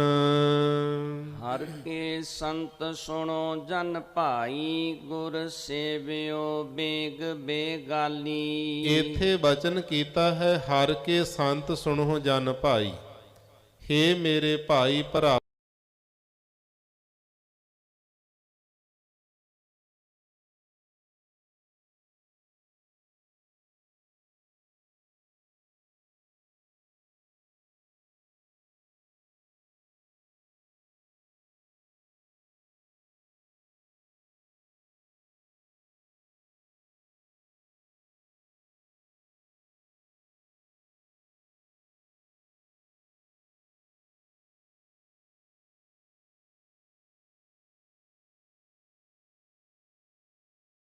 ਮੋਹਲਤ ਮੋਹਤ ਨਾ ਜਾਣਾ। ਦਮ ਆਉਂਦਾ ਤੇ ਆਦਮੀ ਜੇ ਦਮ ਰੁਕ ਗਿਆ ਤੇ ਮਿੱਟੀ ਦੀ ਢੇਰੀ ਬਣ ਜਾਣਾ। ਗੁਰੂ ਦੇ ਪਿਆਰੇ ਸਿਮਰਨ ਕਰਨ ਵਾਲੇ ਸੰਤ ਜਨੋ, ਮੇਰੇ ਭਾਈ ਜਨੋ, ਤੁਸੀਂ ਗੁਰੂ ਦੀ ਸੇਵਾ ਛੇਤੀ ਤੋਂ ਛੇਤੀ ਕਰਨੀ ਕਰੋ। ਸਤਿਗੁਰ ਸੇਵ ਖਰਚ ਹਰ ਬੰਦੋ, ਮਤ ਜਾਣੋ ਆਜ ਕੇ ਕਾਲੀ। ਜਿਹੜੀ ਸਤਿਗੁਰੂ ਦੀ ਸੇਵਾ ਕਰਨੀ ਹੈ, ਇਹਦੇ ਸਦਕਾ ਫਿਰ ਸਤਿਗੁਰੂ ਪਾਤਸ਼ਾਹ ਤੁਹਾਨੂੰ ਬਖਸ਼ਿਸ਼ ਦਾ ਭੰਡਾਰਾ ਦੇਣਗੇ। ਸੇਵਾ ਦੇ ਵਿੱਚ ਵੀ ਸਭ ਕੁਝ ਮਿਲਦਾ ਹੈ। ਜਿਵੇਂ ਜਿਵੇਂ ਸੇਵਕ ਸੇਵਾ ਕਰਦਾ, ਨਿਰਮਾਣਤਾ ਨਾਲ ਸਤਿਗੁਰੂ ਝੋਲੀਆਂ ਭਰੀ ਜਾਂਦੇ ਨੇ। ਸਤਿਗੁਰ ਸੇਵ ਗੁਰੂ ਦੀ ਸੇਵਾ ਕਰੋ, ਖਰਚ ਹਰ ਵਾਧੋ। ਫਿਰ ਸਤਿਗੁਰੂ ਜਿਹੜੀ ਬਖਸ਼ਿਸ਼ ਤੁਹਾਨੂੰ ਦੇਣਗੇ, ਉਹਦਾ ਖਰਚ ਆਪਣੇ ਪੱਲੇ ਬੁੱਧੀ ਨਾਲ ਬੰਨ੍ਹ ਲਓ। ਮਤ ਜਾਣੋ ਆਜ ਕੇ ਕਾਲੀ। ਮਤਾ ਇਹ ਜਾਣੋ ਵੀ ਅੱਜ ਸੇਵਾ ਕਰਾਂ, ਕਿ ਦਾ ਅਰਥ ਜਾਂ ਕਾਲੀ ਕੱਲ ਨੂੰ ਕਰਾਂ। ਅੱਜ ਕਰਾਂ, ਕੱਲ ਨੂੰ ਕਰਾਂਗਾ, ਪਰਸੋਂ ਨੂੰ ਕਰਾਂਗਾ, ਤੇ ਇਸ ਤਰ੍ਹਾਂ ਮਤਾ ਤੁਸੀਂ ਜਾਣੋ। ਅੱਜ ਦਾ ਦਿਨ ਵੀ ਪਤਾ ਨਹੀਂ ਸ਼ਾਮ ਤੱਕ ਕਿੰਨਿਆਂ ਨੂੰ ਨਸੀਬ ਹੋਣਾ, ਕਿੰਨੇ ਸ਼ਾਮ ਤੱਕ ਨਹੀਂ ਹੋਣੇ ਸਰੀਰਾਂ ਕਰਕੇ। ਅੱਜ ਵੀ ਢਿੱਲ ਨਾ ਕਰ ਤੇ ਕਾਲੀ ਕੱਲ ਦੇ ਉੱਤੇ ਵੀ ਨਾ ਛੱਡ। ਛੇਤੀ ਤੋਂ ਛੇਤੀ ਤੂੰ ਸਿਮਰਨ ਕਰ। ਗੁਰੂ ਦੀ ਸੇਵਾ ਕਰਕੇ ਨਾਮ ਰੂਪੀ ਜਿਹੜਾ ਐਸਾ ਖਰਚਾ ਹੈ, ਆਪਣੀ ਮਤ ਬੁੱਧੀ ਦੇ ਪੱਲੇ ਨਾਲ ਬੰਨ੍ਹ ਲੈਣਾ ਕਰ। ਹਰ ਕੇ ਸੰਤ ਜਪੋ ਹਰ ਜਪਣਾ, ਹਰ ਸੰਤ ਚੱਲੈ ਹਰ ਨਾਲੀ। ਹੇ ਹਰੀ ਦੇ ਸੰਤ ਜਨੋ, ਸਿਮਰਨ ਕਰਨ ਵਾਲੇ ਗੁਰੂ ਦੇ ਪਿਆਰਿਓ, ਜਿਹੜਾ ਜਪਣਾ ਜਪਣੇ ਯੋਗ ਪਰਮਾਤਮਾ ਹਰੀ ਦਾ ਨਾਮ ਹੈ, ਉਹਨੂੰ ਜਪੋ ਜਪਣਾ ਕਰੋ। ਹਰ ਸੰਤ ਚੱਲੈ ਹਰ ਨਾਲੀ। ਇਹ ਜਿਹੜਾ ਜਪਿਆ ਹੋਇਆ ਪਰਮਾਤਮਾ ਦਾ ਨਾਮ ਹੈ, ਇਹ ਹਰੀ ਦੇ ਸੰਤਾਂ ਦੇ ਨਾਲੀ ਕਹੀਏ ਨਾਲ ਚੱਲਦਾ ਹੈ। ਇਸੇ ਲਈ ਕਿਹਾ ਕਿ ਜਿਨੀ ਨਾਮ ਧਿਆਇਆ, ਗਏ ਮਸਕਤ ਘਾਲ। ਨਾਨਕ ਤੇ ਮੁਖ ਉਜਲੇ, ਕੀਤੀ ਛੁੱਟੀ ਨਾਲ। ਹੋਰ ਕੁਝ ਵੀ ਨਾਲ ਨਹੀਂ ਜਾਵੇਗਾ। ਜਾਂ ਤੇ ਕਰਮ ਬੰਦੇ ਦੇ ਨਾਲ ਜਾਂਦੇ, ਜਾਂ ਜਪਿਆ ਹੋਇਆ ਪਰਮਾਤਮਾ ਦਾ ਨਾਮ ਜਾਂਦਾ। ਜਿਹ ਮਾਰਗ ਕੇ ਗਨੇ ਜਾਹੇ ਨਾ ਕੋਸਾ, ਹਰ ਕਾ ਨਾਮ ਮੂਹਾਂ ਸੰਗ ਤੋਸਾ। ਜਿਹ ਪੈਂਡੇ ਮਹਿ ਅੰਧ ਗੁਬਾਰਾ, ਹਰ ਕਾ ਨਾਮ ਸੰਗ ਉਜਿਆਰਾ। ਜਹਾਂ ਪੰਥ ਤੇਰਾ ਕੋ ਨਾ ਸਿਆਨੂ, ਹਰ ਕਾ ਨਾਮ ਤਹਿ ਨਾਲ ਪਛਾਨੂ। ਪਰਮਾਤਮਾ ਵਾਹਿਗੁਰੂ ਦਾ ਜਿਹੜਾ ਨਾਮ ਹੈ, ਇਹ ਹਰੀ ਦੇ ਸੰਤਾਂ ਦੇ ਨਾਲ ਚੱਲਦਾ ਹੈ। ਜਿਨ ਹਰ ਜਪਿਆ ਸੇ ਹਰ ਹੋਏ, ਹਰ ਮਿਲਿਆ ਕੇਲ ਕੇ ਲਾਲੀ। ਜਿਨ੍ਹਾਂ ਨੇ ਪਰਮਾਤਮਾ ਹਰੀ ਦੇ ਨਾਮ ਨੂੰ ਜਪਣਾ ਕੀਤਾ ਹੈ, ਧਿਆਤਾ ਧਿਆਨ ਤੇ ਗਿਆਤਾ ਗਿਆਨ ਗੇ। ਪਰਮਾਤਾ ਪਰਮਾਨ ਪਰਮੇ ਦੇ ਦੁਆਰਾ, ਸੁਰਤੀ ਦੇ ਦੁਆਰਾ ਜਿਹੜੇ ਇਸ ਪ੍ਰਕਾਰ ਵਾਹਿਗੁਰੂ ਦਾ ਚਿੰਤਨ ਕਰਦੇ, ਸਿਮਰਨ ਕਰਦੇ, ਉਹਨਾਂ ਨੂੰ ਫਲ ਕੀ ਮਿਲਦਾ? ਸੇ ਹਰ ਹੋਏ। ਇੱਕ ਦਿਨ ਉਹ ਹਰੀ ਪਰਮਾਤਮਾ ਵਾਹਿਗੁਰੂ ਦਾ ਸਰੂਪ ਹੀ ਹੋ ਜਾਂਦੇ। ਪਰਮਾਤਮਾ ਦੀ ਜੋਤ ਵਿੱਚ ਉਹਨਾਂ ਦੀ ਲੀਨਤਾ ਬਣ ਜਾਂਦੀ ਹੈ। ਹਰ ਮਿਲਿਆ ਕੇਲ ਕੇ ਲਾਲੀ। ਉਹਨਾਂ ਗੁਰੂ ਦੇ ਪਿਆਰਿਆਂ ਸਿਮਰਨ ਕਰਨ ਵਾਲਿਆਂ ਨੂੰ ਸੰਸਾਰ ਰੂਪੀ ਜਿਹੜੀ ਕੇਲ ਖੇਡ ਹੈ, ਇਹਦੇ ਵਿੱਚ ਕਿਲਾਲੀ ਖੇਡਾਂ ਕਰਨ ਵਾਲਾ ਪਰਮਾਤਮਾ ਮਿਲ ਜਾਂਦਾ ਉਹਨਾਂ ਨੂੰ, ਜਿਹੜਾ ਸਾਰਿਆਂ ਦੇ ਦਿਲਾਂ ਵਿੱਚ ਵਿਆਪਕ ਹੈ। ਉਸ ਪਰਮਾਤਮਾ ਦਾ ਮਿਲਾਪ ਹੋ ਜਾਂਦਾ ਹੈ। ਹਰ ਹਰ ਜਪਨ ਜਪ ਲੋਚ ਲੋਚਾਨੀ, ਹਰ ਕਿਰਪਾ ਕਰ ਬਨਵਾਲੀ। ਹਰਿਆਂ ਕਰਨ ਵਾਲੇ ਹਰੀ ਅਕਾਲ ਪੁਰਖ ਪਰਮਾਤਮਾ ਵਾਹਿਗੁਰੂ ਦਾ ਜਿਹੜਾ ਨਾਮ ਜਪਣੇ ਯੋਗ ਹੈ, ਉਹਨੂੰ ਜਪ ਤੂੰ ਜਪਿਆ ਕਰ।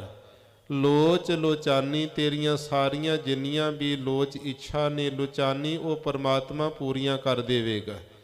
ਤਮਾਮ ਜੀਵਾਂ ਦੀਆਂ ਲੋਚਾਂ ਇਛਾਵਾਂ ਦੀ ਪੂਰਤੀ ਕਰਨ ਵਾਲਾ ਪਰਮਾਤਮਾ, ਉਹਦੇ ਨਾਮ ਨੂੰ ਜਪ। ਹਰ ਕਿਰਪਾ ਕਰ ਬਨਵਾਲੀ, ਜਿਹੜੇ ਜਪਦੇ ਨੇ ਪਰਮਾਤਮਾ ਦਾ ਨਾਮ, ਉਹਨਾਂ ਦੇ ਉੱਤੇ ਸੰਸਾਰ ਰੂਪੀ ਬਨ ਜੰਗਲ ਬਗੀਚੇ ਦਾ ਮਾਲਕ ਪਰਮਾਤਮਾ ਕਿਰਪਾ ਕਰਦਾ ਹੈ, ਮਿਹਰ ਕਰਦਾ ਹੈ। ਜਨ ਨਾਨਕ ਸੰਗਤ ਸਾਧ ਹਰ ਮੇਲੋ, ਹਮ ਸਾਧ ਜਨਾ ਪਗ ਰਾਲੀ। ਸ਼ਬਦ ਦੀ ਅੰਤਲੀ ਪੰਕਤੀ ਵਿੱਚ ਗੁਰੂ ਰਾਮਦਾਸ ਸਾਹਿਬ ਮਹਾਰਾਜ ਜੀ ਸਾਨੂੰ ਸਿੱਖਿਆ ਦਿੰਦੇ ਨੇ, ਜਨ ਨਾਨਕ ਸੰਗਤ ਸਾਧ ਹਰ ਮੇਲੋ। ਹੇ ਪਰਮਾਤਮਾ ਵਾਹਿਗੁਰੂ ਹਰੀ ਜੀ, ਸਾਨੂੰ ਸਾਧ ਸ੍ਰੇਸ਼ਟ ਗੁਣਾਂ ਵਾਲੇ ਗੁਰਮੁਖ ਪਿਆਰੇ ਗੁਰਸਿੱਖਾਂ ਦੀ ਜਿਹੜੀ ਸਾਧ ਸੰਗਤ ਹੈ ਉਹਦੇ ਵਿੱਚ ਮੇਲੋ ਮੇਲਣਾ ਕਰੋ। ਆਪ ਜੀ ਦੀ ਸਾਧ ਸੰਗਤ ਦੇ ਅੰਦਰ ਜਿਹੜੇ ਸਾਧਨਾ ਕਰਨ ਵਾਲੇ ਗੁਰਮੁਖ ਜੁੜ ਕੇ ਕੀਰਤਨ ਕਰਦੇ ਨੇ, ਆਪ ਜੀ ਦੇ ਨਾਮ ਦੀ ਵਿਚਾਰ ਕਰਦੇ ਨੇ, ਉਹਨਾਂ ਦੀ ਸੰਗਤ ਵਿੱਚ ਸਾਨੂੰ ਮੇਲ ਦਿਓ। ਹਮ ਸਾਧ ਜਨਾ ਪਗ ਰਾਲੀ, ਅਸੀਂ ਐਸੇ ਸਾਧੂ ਸਤਿਗੁਰੂ ਸਾਧੂ ਗੁਰੂ ਦੇ ਪਿਆਰੇ ਗੁਰੂ ਦੀ ਸਿੱਖਿਆ ਤੇ ਚੱਲਣ ਵਾਲੇ ਸੰਤ ਮਹਾਂਪੁਰਖ ਗੁਰਸਿੱਖ, ਉਹਨਾਂ ਗੁਰੂ ਦੇ ਪਿਆਰੇ ਜਨਾਂ ਦਾਸਾਂ ਦੇ ਪੱਗ ਚਰਨਾਂ ਦੀ ਰਾਲੀ ਕਹੀਏ, ਖਾਕ ਧੂੜੀ ਬਣ ਜਾਈਏ।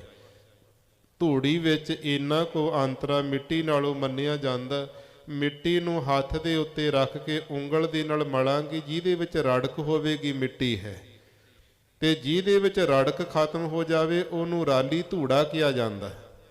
ਗੁਰਸਿੱਖਾਂ ਦੇ ਜੀਵਨ ਸਾਧ ਸੰਗਤ ਜੀ ਕਦੇ ਰੜਕਿਆ ਨਹੀਂ ਕਰਦੇ, ਉਹਨਾਂ ਦੇ ਜੀਵਨ ਧੂੜੇ ਵਾਂਗ ਨਿਮਰਤਾ ਵਾਲੇ ਬਣ ਜਾਂਦੇ ਨੇ। ਜਿਨ੍ਹਾਂ ਸਾਧੂਆਂ ਸਿਮਰਨ ਕਰਕੇ ਗੁਰੂ ਦੀ ਸੇਵਾ ਕਰ ਕਰਕੇ ਨਿਮਰਤਾ ਆਪਣੇ ਹਿਰਦੇ ਵਿੱਚ ਸਮਾ ਲਈ, ਉਹਨਾਂ ਗੁਰੂ ਦੇ ਪਿਆਰਿਆਂ ਦੇ ਚਰਨਾਂ ਦੀ ਸਾਨੂੰ ਵੀ ਜਿਹੜੀ ਰਾਲੀ ਖਾਕ ਧੂੜੀ ਬਣਾ ਲਓ। ਜਿਵੇਂ ਉਹਨਾਂ ਦੇ ਹਿਰਦਿਆਂ ਵਿੱਚ ਨਿਮਰਤਾ ਦੀ ਧੂੜੀ ਹੈ, ਮਹਾਰਾਜ ਸਾਡੇ ਅੰਦਰ ਵੀ ਨਿਮਰਤਾ ਦਾ ਧੂੜਾ ਸਾਨੂੰ ਬਖਸ਼ਿਸ਼ ਕਰੋ। ਇਹ ਜਗਿਆਸੂ ਮੁਖ ਦੇ ਦੁਆਰਾ ਸ੍ਰੀ ਗੁਰੂ ਰਾਮਦਾਸ ਸਾਹਿਬ ਮਹਾਰਾਜ ਜੀ ਨੇ ਸਾਨੂੰ ਬੇਨਤੀ ਕਰਨ ਦੇ ਢੰਗ ਸਿਖਾਏ ਨੇ। ਕਿਤੇ ਗੁਰੂ ਸਾਹਿਬ ਦੇ ਬਚਨਾਂ ਦੇ ਮੂਜਬ ਹੋ ਕਰਕੇ ਅਰਦਾਸ ਬੇਨਤੀ ਅਸੀਂ ਵੀ ਕਰਨ ਲੱਗ ਜਾਈਏ, ਸਾਰੇ ਤਰ੍ਹਾਂ ਦੀ ਜਿਹੜੀ ਨਿਮਰਤਾ ਮਨ ਬਾਣੀ ਸਰੀਰ ਕਰਕੇ ਸਾਡੇ ਅੰਦਰ ਲੀਨ ਹੋ ਜਾਵੇਗੀ। ਤੇ ਜਦੋਂ ਨਿਮਰਤਾ ਆ ਜਾਵੇ, ਨਿਮਾਣੀ ਜਗ੍ਹਾ ਤੇ ਆਟੋਮੈਟਿਕ ਹੀ ਪਾਣੀ ਆ ਕੇ ਖੜ ਜਾਂਦਾ, ਕੋਈ ਸਾਧਨ ਨਹੀਂ ਕਰਨੇ ਪੈਂਦੇ। ਜਿੱਥੇ ਨਿਮਰਤਾ ਹਿਰਦੇ ਵਿੱਚ ਆ ਗਈ, ਉੱਥੇ ਪਰਮਾਤਮਾ ਦੇ ਨਾਮ ਦਾ ਜਲ ਕਿਣਕਾ ਮਾਤਰ ਹੋਵੇ, ਚਾਹੇ ਉਹ ਅਥਾਹ ਰੂਪ ਦੇ ਵਿੱਚ ਹੋਵੇ, ਜ਼ਰੂਰ ਆ ਕੇ ਸਮਾਵੇਗਾ। ਇਹ ਸਤਿਗੁਰੂ ਪਾਤਸ਼ਾਹ ਮਹਾਰਾਜ ਸਾਹਿਬ ਜੀ ਦੇ ਜਿਹੜੇ ਪਾਵਨ ਬਚਨ ਹਨ, ਹੁਕਮਨਾਮਾ ਅੰਮ੍ਰਿਤ ਵੇਲੇ ਸਾਨੂੰ ਬਖਸ਼ਿਆ। ਆਪਾਂ ਰਲ ਮਿਲ ਕਰਕੇ ਗੁਰ ਸ਼ਬਦ ਦੀ ਵਿਚਾਰ ਕੀਤੀ ਹੈ। ਵਿਚਾਰ ਕਰਦਿਆਂ ਤੁਛ ਜਿਹੀ ਬੁੱਧੀ ਦੇ ਮੁਤਾਬਕ ਅਨੇਕਾਂ ਹੀ ਪ੍ਰਕਾਰ ਦੀਆਂ ਭੁੱਲਾਂ ਚੁੱਕਾਂ ਗਲਤੀਆਂ ਹੋ ਜਾਂਦੀਆਂ। ਆਪ ਸਮੁੱਚੀ ਸੰਗਤ ਨੇ, ਸਾਧ ਸੰਗਤ ਜੀ ਨੇ ਕਿਰਪਾ ਕਰਕੇ ਖੇਮਾ ਬਖਸ਼ਣੀ। ਸਤਿਗੁਰੂ ਪਾਤਸ਼ਾਹ ਜੀ ਕਿਰਪਾ ਰਹਿਮਤ ਬਖਸ਼ਿਸ਼ ਕਰਨ, ਸਾਰੀਆਂ ਸੰਗਤਾਂ ਦੇ ਸਿਰ ਤੇ ਮਿਹਰ ਭਰਿਆ ਹੱਥ ਰੱਖਣ। ਸ੍ਰੀ ਗੁਰੂ ਗ੍ਰੰਥ ਸਾਹਿਬ ਮਹਾਰਾਜ ਜੀ ਦੇ ਗੁਰਤਾ ਗੱਦੀ ਗੁਰਪੁਰਬ ਦੇ ਸੰਬੰਧ ਅੰਦਰ ਜਿਹੜਾ ਸੁਭਾਗੀ ਤਾਜਪੋਸ਼ੀ ਇਹ ਮਹਾਨ ਗੁਰਮਤਿ ਸਮਾਗਮ ਆਪ ਜੀ ਕਰਵਾ ਰਹੇ, ਸਮੁੱਚੀਆਂ ਸੰਗਤਾਂ ਨੂੰ ਬਹੁਤ ਬਹੁਤ ਵਧਾਈਆਂ ਹੋਵਣ ਜੀ। ਸਾਰੀਆਂ ਸੰਗਤਾਂ ਦਾ ਰੋਮ ਰੋਮ ਕਰਕੇ ਧੰਨਵਾਦ। ਪ੍ਰਬੰਧਕ ਵੀਰਾਂ ਦਾ ਧੰਨਵਾਦ। ਮੇਰੇ ਸਤਿਕਾਰਯੋਗ ਛੋਟੇ ਵੀਰ ਗਿਆਨੀ ਦਰਸ਼ਨ ਸਿੰਘ ਜੀ, ਜੋ ਗੁਰਦੁਆਰਾ ਸ੍ਰੀ ਦੁਖ ਨਿਵਾਰਨ ਸਾਹਿਬ ਵਿਖੇ ਗ੍ਰੰਥੀ ਰੂਪ ਦੇ ਵਿੱਚ ਸਤਿਗੁਰੂ ਪਾਤਸ਼ਾਹ ਦੇ ਸਥਾਨਾਂ ਤੇ ਸੇਵਾਵਾਂ ਕਰ ਰਹੇ ਨੇ, ਉਹਨਾਂ ਨੇ ਆਪ ਸਮੁੱਚੀਆਂ ਸੰਗਤਾਂ ਪ੍ਰਬੰਧਕ ਵੀਰਾਂ ਇਸ ਮਾਰਕੀਟ ਦੇ ਪਤਵੰਤੇ ਸੱਜਣਾਂ ਦਾ ਹੁਕਮ ਦਾਸ ਨੂੰ ਲਾਇਆ। ਉਸ ਵੀਰ ਦਾ ਬਹੁਤ ਬਹੁਤ ਧੰਨਵਾਦ ਜਿਨ੍ਹਾਂ ਨੇ ਆਪ ਸੰਗਤਾਂ ਦੇ ਦਰਸ਼ਨ ਕਰਵਾਏ। ਕੋਟਾਨ ਕੋਟ ਸ਼ੁਕਰਾਨਾ ਹੈ ਸ੍ਰੀ ਗੁਰੂ ਗ੍ਰੰਥ ਸਾਹਿਬ ਮਹਾਰਾਜ ਜੀ ਦਾ, ਜਿਨ੍ਹਾਂ ਦੀ ਕਿਰਪਾ ਸਦਕਾ ਬਚਨਾਂ ਦੀ ਆਪਾਂ ਸਾਂਝ ਕੀਤੀ ਹੈ ਰਲ ਮਿਲ ਕਰਕੇ। ਸਤਿਗੁਰੂ ਪਾਤਸ਼ਾਹ ਸਾਰਿਆਂ ਦੇ ਸਿਰ ਤੇ ਮਿਹਰ ਭਰਿਆ ਹੱਥ ਰੱਖਣ ਜੀ। ਇੱਥੇ ਹੀ ਹੁਣ ਅੰਤਲੀਆਂ ਪੰਗਤੀਆਂ ਪੜ੍ਹ ਕਰਕੇ ਵਿਸਰਾਮ ਦੇਈਏ ਜੀ। ਹਰ ਹਰ ਜਪਨ ਜਪ ਲੋਚ ਲੋਚਾਨੀ, ਹਰ ਕਿਰਪਾ ਕਰ ਬਨਵਾਨੀ। ਜਨ ਨਾਨਕ ਸੰਗਤ ਸਾਧ ਹਰ ਮੇਲੋ, ਹਮ ਸਾਧ ਜਨਾ ਪਗ ਰਾਲੀ। ਵਾਹਿਗੁਰੂ ਜੀ ਕਾ ਖਾਲਸਾ, ਵਾਹਿਗੁਰੂ ਜੀ ਕੀ ਫਤਿਹ।